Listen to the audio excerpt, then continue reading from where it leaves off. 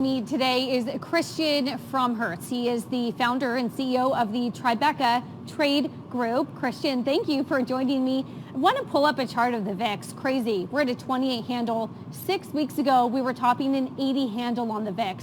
What does directionality tell you about future moves that we could see on the S&P 500? Hey, Taylor. So I think the VIX is at an interesting level. It's been a little bit sticky in the upper 20s.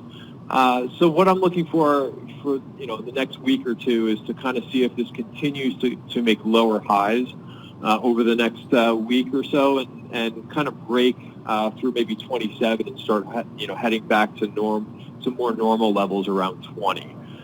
It's kind of interesting that it is up a little bit today when the market is up, but it's just one day that we're kind of watching. Definitely something to keep an eye on, and just as I'm watching for it to kind of go to the lower 20 levels, also would be notable if it happens to creep back above 30. Well, and you mentioned that the market is up, and yet you take a look at some of the positioning by speculators in the market who are net short. What are you noticing about some of the futures in the positioning?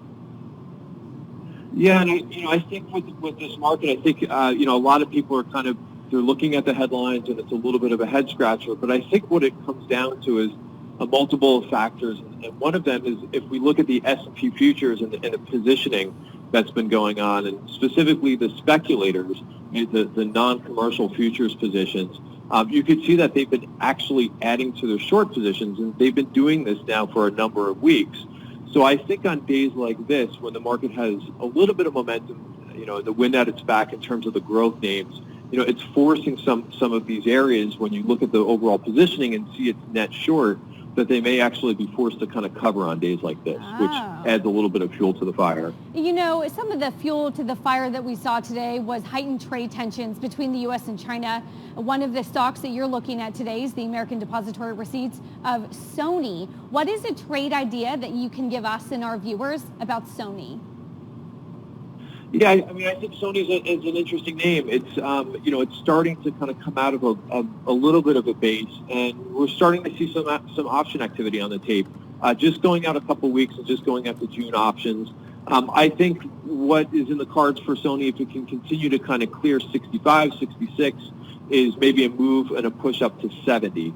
So the trade that I like is just going out a little bit further than June, going after the July options, and the 67.5 strike, which are pricing right about now about $1.80. And I think that's good risk to reward for this name.